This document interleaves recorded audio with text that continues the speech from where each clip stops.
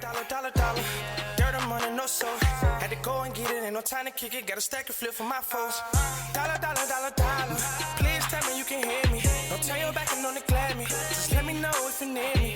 Dollar. Let me watch out for my partners. Keep my money long, get my team strong. Let me run away from my problems. Yep, what's good, original crew, man? We're back.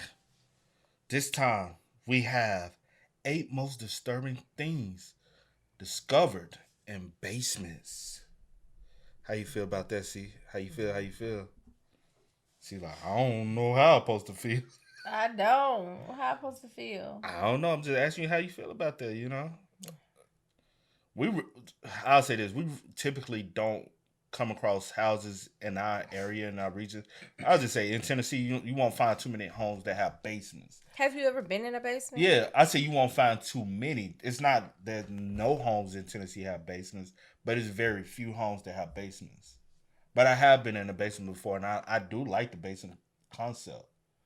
Like having a house with a basement, I do like the concept. But it's very few homes around you're going to find that has a basement or have accessibility to a basement. Because just like most of Tennessee is flat. I feel like to have a basement, you have to be on a hill or elevated. You know, like most of the homes in the neighborhood when we got to drive and I got to take you. Those houses 9 times out of 10 they're 3-story homes because they have a basement. Because all those typically are built on hills. You know what I'm talking about? Yeah, I know what you're talking about. Do you know what I'm talking about? I'm talking about the neighborhood we go to, and they got the little cemetery there. The little we got to go around the curve. It's that little cemetery right there. And you don't like that. Those homes. I was talking about. But I'm talking about the homes that we go to when we pass the little cemetery. Most of those homes back there are like 3 stories because they're built on a hill. Yeah. I hate you. The basement I've been in. But it was up north, though. Yeah, it was up north, though. But... And there was more hilly. Yeah. So basically what I'm saying. But it wasn't spooky. No. I ain't talking about the spooky factor. I'm just saying being able to find homes that have furnished and...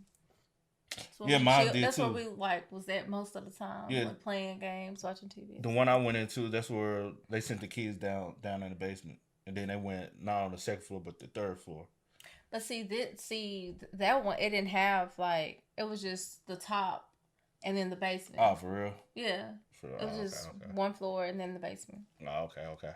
Hey, man, with that being said, before we get into it, make sure you check out the links in the description box. Down below. You already know where to go if you want the first part. All you have to do is check out down below. Also, if you enjoyed today's visuals. Liking it with a thumbs up. But let's get into it. Let's check this one out, man. Let's see what's about. You ready? I'm ready. All right, let's go, y'all. Let's check it out. Let's see what we got cooked up today.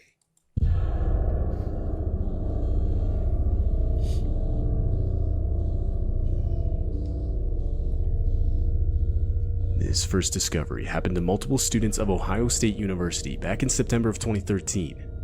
The group of students only recently started leasing an off-campus house close to the school, and it was in this house where they would make a disturbing find in the basement. Only a month after moving in, the students would start to notice small yet strange occurrences in the house. Things like cupboards, their oven, and even their microwave being left open. The house was 3 stories, with 5 students on the 1st floor and 10 others on the 2nd and 3rd, so obviously it was difficult to keep track of everyone. But when they realized none of them were responsible, they decided to search the house, more specifically the basement.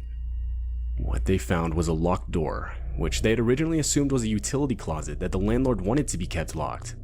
Though at no point in time was this confirmed, and after calling the landlord about it, they were informed this wasn't the case. The door should not have been locked for any reason.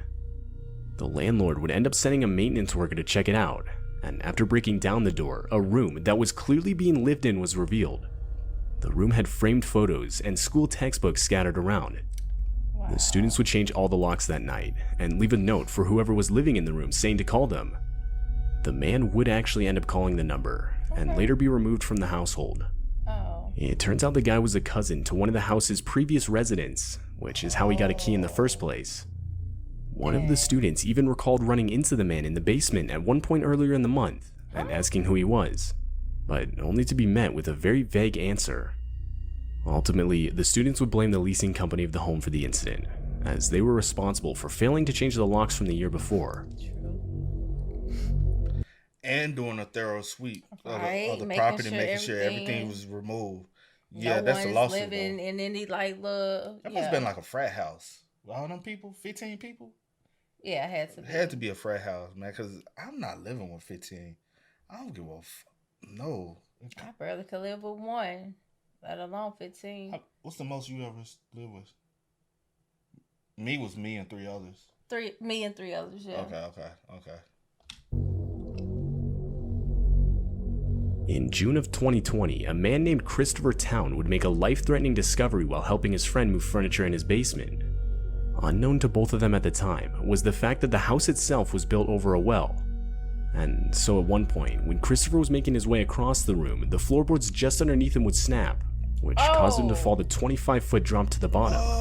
Fortunately, there was water at the bottom to break his fall, though this meant Christopher would have to use the rocks on the wall to hold his head above the water while he waited for the local fire department to arrive. And to make things worse, the water itself was at an extremely low temperature. Though, after only a few minutes, the fire department was able to successfully get Christopher out using a hauling system. And other than almost getting hypothermia, Christopher would make it out unhurt. Okay. Yo, That's crazy. Who dumbass idea was that to build a house over a well? What's... So that's a fully functioning well. Like what? I'm so confused. It's dope to even have a well like that. That's a nice well, but I'm just saying, like, who dumbass? Who passed that? Who said, yeah, that's a great idea? How old is the house? That's a good question. That's the reason why I don't be wanting to know all that. No, whenever we do this, end up buying a home, I'm not getting the old home. See, like, I don't want no home older than 5 years anyway. I'm just like, see, like, I prefer some newly built. I just gotta know everything about it. I need to know. You still everything. prefer newly built? But I do still prefer. Yeah. I'd be like, oh, this house nice. You be like, it was built in 2017. I'm in 2017 fine. Oh, what was what we saw? You was like 2010. You was like, it was built in 2010. I'm like, cause a lot of that's stuff. Old. That's old. Because a lot of stuff be happening, and I just need to know everything, baby. I would get on someone's nerves. I'm asking questions. Mike Carroll was a man who lived in a small house in Lake Grove, New York, which was the same house he had grown up in. Mike was 57 at the time, and only a few months prior had purchased the house. Though, while he was in the basement, Mike would make a disturbing discovery. He would find a full set of human bones buried under some dirt. But what makes this find so disturbing is the fact that the bones matched the DNA of his father. When Mike was only 8 months old, his father was said to have gone missing. And throughout his childhood, he would question his mother about this. But each time he was given a different story. So, of course, this made Mike want to find out for himself what had really happened to his father. Which is what gave him motivation to buy his childhood house in the first place. It's his childhood home. You didn't hear that? Not necessarily. Yes. I heard he bought a home, but he bought a home, and he said it was the home that he grew up in as a child. So, it's a possibility his mom. Yes, that's what I'm thinking. The newly found bones would obviously cause blame for the disappearance to be shifted onto his mother, though she had unfortunately passed away 20 years prior. So there's no way of confirming if she was responsible or not, and therefore what really happened will forever be unknown. Who was the previous owner? Did they not? In January of 2016, an appliance repairman was responding to a call from house owner Charles Price. Though, while the repairman was working in the basement, he would claim to have noticed something moving in a covered container in a back corner. Curious, the repairman would lift off the cover and be met by a 200-pound alligator. But before running, the repairman would capture multiple pictures for proof to show the police. It turns out the house owner had the alligator for more than 20 years and was supposedly using it to help him with the house's mouse infestation. He would illegally keep the creature in a cage in his basement and claimed to occasionally take him out into his backyard. That's where they got the idea from the alligator man in ATL. Was it Atlanta? The one, Yeah, Childish yeah. Gambino. Yeah, ATL. Uh, Or Atlanta? it's Atlanta. It's Atlanta. FX Atlanta. It's Atlanta. Atlanta. It's Yeah. Atlanta. Yeah. I wonder, is this where they got the alligator? Cause Alligator? what? Because you remember Alligator Man? Cat Williams played Yeah. Alligator Man, and Mm-hmm. he had the alligator in the crib. But you could have got something else. Could have got Maybe a a cat. cat. Sometimes cats be a little scared. You know, you gotta get you a True that. real, you know. That motherfucker big. That's Would crazy. you get a gator? What I look like? What I'm gonna do with a gator? Eat it. I wouldn't dare eat no. I ain't that country now. Mm-mm. But before running, the repairman would capture multiple pictures for proof to show the police. It turns out the house owner had the alligator for more than 20 years and was supposedly using it to help him with the house's mouse infestation. He would illegally keep the creature in a cage in his basement and claimed to occasionally take him out into his backyard. Shortly after the repairman made the report, the alligator was confiscated by local animal control and later released into a better environment. Still crazy. That's right. This discovery was posted to Reddit by an account under the name Daily Dish.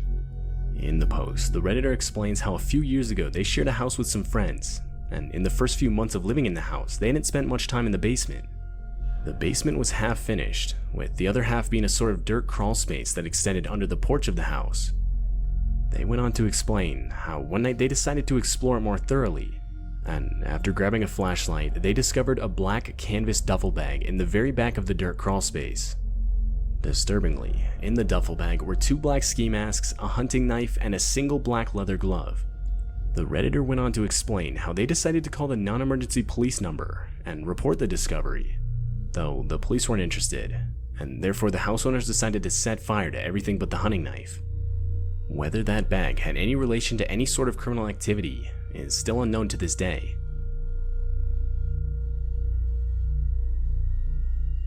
This next discovery comes from a guy who moved into a studio apartment in England. The guy claimed to have moved into the apartment without even viewing the place, and on arrival he would discover something pretty disturbing. First off, he already did wrong. Why would you move in somewhere where you ain't even viewed the spot? Would you? You know. I already know the answer. I'm just, you know you can tell the answer to the people. Let the people know. No, not hell at all. No. Not at all. I would never. It's a hell no for me, dog. So here's the apartment I moved into last week.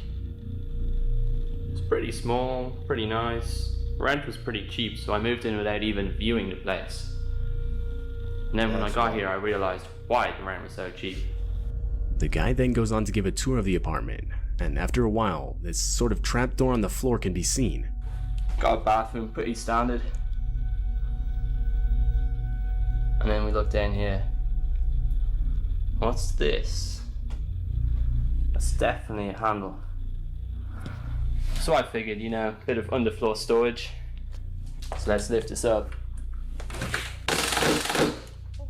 Very bad job. I did. That looks like it goes down pretty deep. Featured directly under this guy's apartment is some sort of dungeon-looking basement. Walking in the stairs straight to the dungeon. Y'all be too curious for me. Come down. We can see a corridor going off straight to the front. They got bars and There's some everything. graffiti on the wall. Would you go Yeah, down? this place is strange. There's like a brick seat or bed. Compared to the rest of the apartment, the area itself is pretty big, featuring many large rooms and corridors. What exactly this area was used for is unclear. Honestly, what's the history of the area? A lot of places like this were used back in like past time to hide people. So like during war, like say for instance, people were fleeing from country to country. These were hidden areas, and they'll just throw like a carpet or something over top of it, or disguise it even better than the way it was disguised to keep people from discovering that, hey, because you see, it has a lot of space. Yeah. So I ain't no telling like what it was used for. It probably would, like, even like say in America, I'm sure if you go find a lot of old, I'm talking about 17th century homes that were built, especially in like Pennsylvania and stuff, you'll find homes that probably have secret passageways like this and basements that were used for like the Underground Railroad, where they were hire slaves that were trying to escape slavery, and places like those more northern states where people fled to. So I'm sure this probably, because that's what it looks like, because it's just enough room for you to stand. The walls are very, and like it had little seating areas, but it looks like, hey, you stay here for a little while. This is not where you stay forever, but you stay here for a little while, then you move on. Yeah. And it looks very old. Yeah, definitely and cold. Old. Way back in 2002, a homeowner in Jefferson County, Wisconsin found out that the foundation of her house was deteriorating. And so in November, she would apply for a loan to repair the foundation. But around 2 weeks later, while away at work, she would get a call from the workers hired to do the repair, explaining how they came across a gruesome discovery. They explained that as they started to remove the soil from the foundation wall in her basement, they had unearthed the full skeletal remains of a body. Wow. The skeleton was determined to be that of a 50-year-old male. Most disturbingly, though, is the fact that after further inspection, it was determined that the house had been built right on top of an ancient burial ground that's estimated to be up to 170 years old. What? Experts believe that in all likelihood, hundreds more skeletons are within a close proximity to the one found. This discovery would ultimately put a stop to the house's renovation altogether. So what, in a situation like this, what do you do? Do you have to then sell your home? But who can you sell it? You can't sell it to nobody else, because it's like, hey, my house is. That sucks. That sucks. Like, do I have to leave or like, what is the process in like, how does that work? Because then now my house is, the foundation is slipping, so it's gonna cave in. That sucks, bro. You felt, yeah, I'm gonna go and pack on up. But you can't sell it, so you in a bond. That's have to figure something out. That's a financial bond. See, you can't. And this is why I need to know everything about. I need to know. Just imagine, like, say for instance, you are in a town or a city that's going through a development process where y'all are growing, right?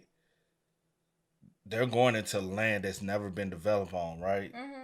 You know, what type of land was this? Do you ever think about that here with all the land and they building everywhere? And I'm like, this was literally. But a lot of this land was farmland too. A lot of it was. But I'm just saying, like, certain areas, like, way. But also, this was battleground land, battled land from the Civil War. Yeah. So it's plenty. 9 times out of 10. That's what I'm saying. That's what I was getting to. But you can finish. Yeah, because like we can easily go and ride by the military graves as nothing but hundreds and hundreds and hundreds of bodies. But also there's plenty of battlefields around. Battlefield right down the road from us. Yeah. One of the major battlefields they had here. So just imagine, like.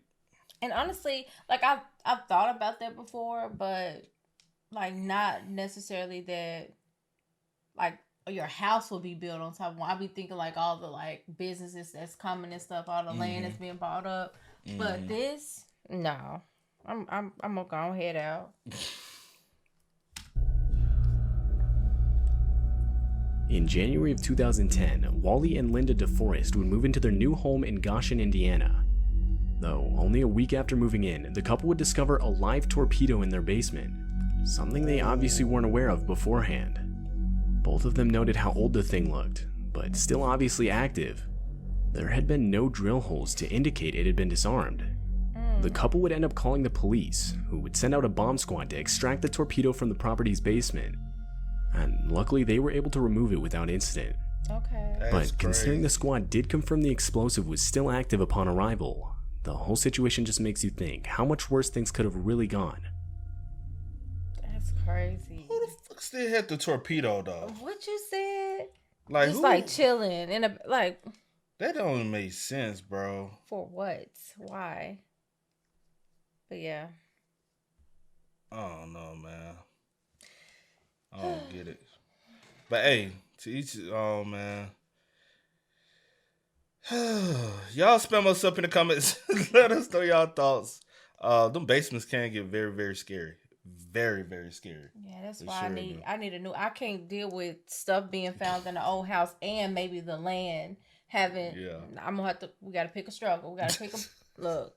Not the house. I feel, man. Spam us up in the comments. Please Let do. us know y'all thoughts about it in the comment section down below. But as always, y'all know how it go, man. I do go by the name DJ New Kid. This is Here, Nicole. We are. Kid and C. We are. Go and get it, ain't no time to kick it. Got a stack and flip for my foes. Dollar, dollar, dollar, dollar. Please tell me you can hear me. Don't turn your back and don't neglect me. Just let me know if you need me. Dollar, dollar, dollar, dollar. Let me watch out for my power.